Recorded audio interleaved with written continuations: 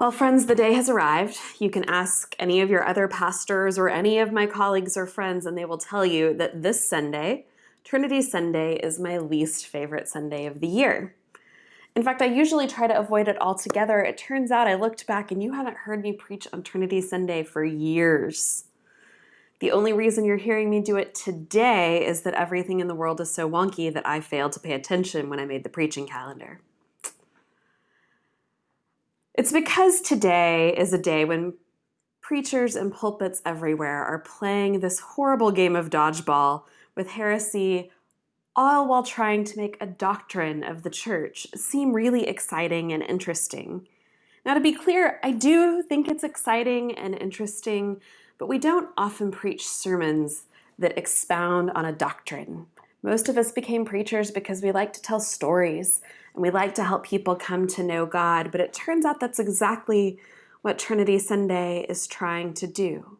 Help us to know God as three in one, as Father, Son, and Holy Spirit, the Creator, the Redeemer, and the Sustainer of life. Now, the Trinity has sparked controversy for centuries. There were councils called to determine if it would get to be a doctrine or not, these big meetings where people would come together and discuss and debate what the Bible revealed about God and what we could really say about who God is. And, being a part of a denomination that often calls big meetings to try to decide things, I can appreciate the difficulty of the task. And sometimes I'm tempted to think that we haven't come very far. But then I remind myself that at the councils that decided many of our doctrines, participants were sometimes literally tortured for believing what someone else didn't believe. They had a real sense that something was at stake in saying that God is Father, Son, and Holy Spirit. It wasn't something they came up with casually. And I don't know that that's the way we always feel as modern folks, even though we know there's probably really a lot at stake in the Trinity, because there's a lot at stake in how we talk about God and how we understand who God is so that we can actually follow God. Who we think God is has a big impact on how we behave in the world. And the text this morning from Matthew's Gospel is the Great Commission. And so Jesus is giving his disciples their last instructions from him about what they're going to do now that he's gone. And he tells them to go and make disciples. So to follow God and bring other people along. And I've been thinking a lot this week about what that means. You may or may not know that the official mission statement of the United Methodist Church is to make disciples of Jesus Christ for the transformation of the world. And I've been wondering a lot about what that means in 2020. This year has not been what any of us imagined it would be, to say the very least. And I'm going to tell you something right now that invites you to judge my poor housekeeping skills, but whatever. It's funny, and you should know that I had a New Year's gathering at my house this year, and I hung a banner in my dining room in front of the windows that says 2020 on it in sparkly letters. And that banner is still up at my house. I just never took it down, and I took a picture of it this week and sent it to a friend, lamenting that now it just sort of feels mocking. It's time for the 2020 banner to come down, because it's been a tough year and much tougher for some. We will pay a terrible price, friends, for the lessons that we learned this year. We must lament the hundreds and thousands of people lost to this virus, and those we've lost to police brutality that we've been remembering and working for this week. And because of that price, we'd better not skip over the hard work of growing from this year and building a more just world, from following God faithfully in this time and place.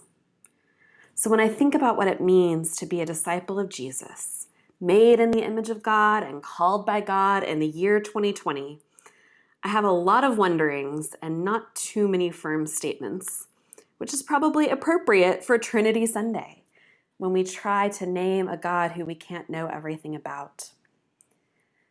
In the last week or so, I have felt by turns furious, sad, resigned, defensive, hopeful, bitter, furious again, and quite a few other things.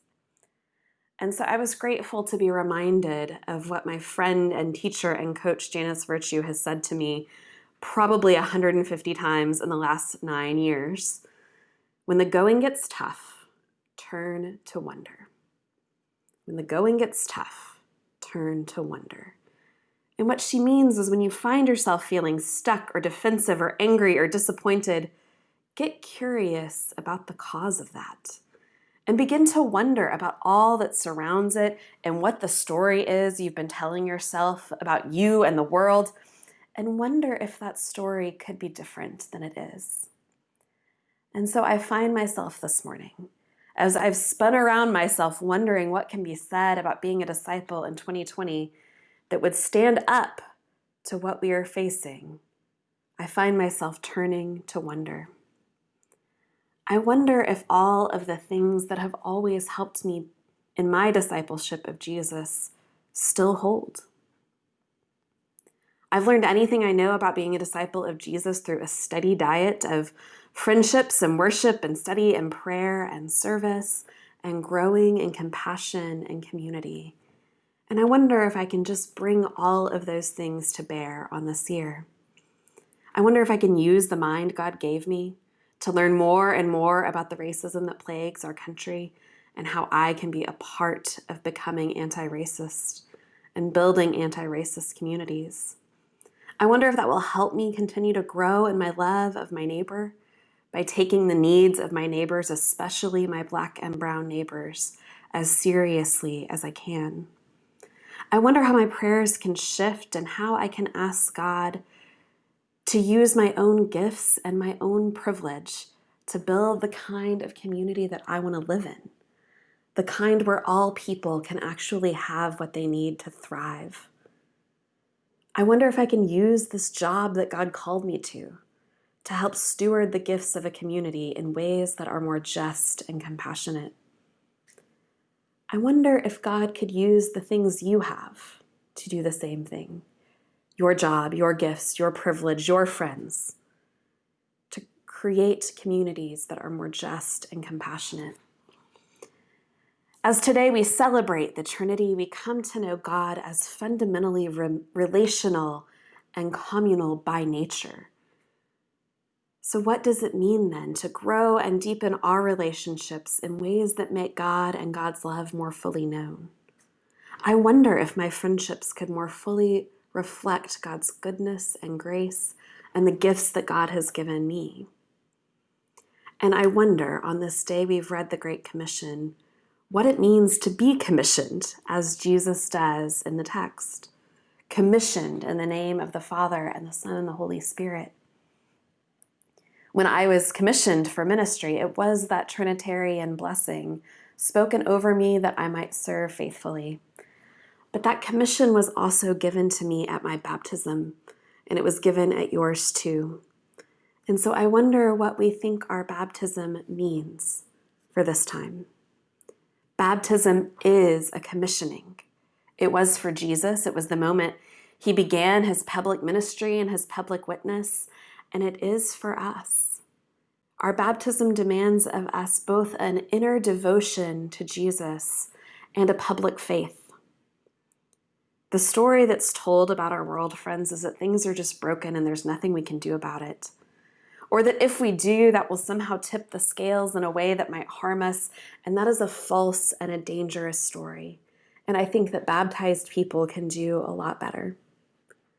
We live in a complex world with no quick or easy fixes to the problems we face. But we make promises to our children when they come for baptism into our community of faith. And when we bless them in the name of the Father and the Son and the Holy Spirit, we promise to surround them with grace and love and live before them a life that proclaims the gospel. Those promises extend to all children in God's beloved community. It means that when something impacts one of us in this neighborhood or in this city or in our world, it impacts all of us. That's the way God planned it. In a few moments, we'll say the World Methodist Social Affirmation together. Don't skip the next video, friends. Say the creed along with us that reminds us that we are called not simply to private piety, but to a public faith that knows it is connected to community. I'm left wondering, friends, if disciples of Jesus might just be made for this moment. If God is calling us in this moment to rise up. Austin Channing Brown, whose book I recommended last week, posted on her social media account this week these words: "What if instead of longing for ease, we were made for more? Made to advocate, made to dig in, made to speak out, made for complexity, made for this moment.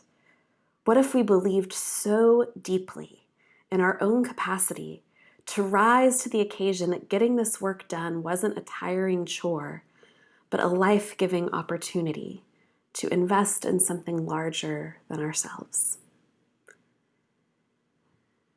Friends, the going is tough right now, so let's turn to that kind of wonder.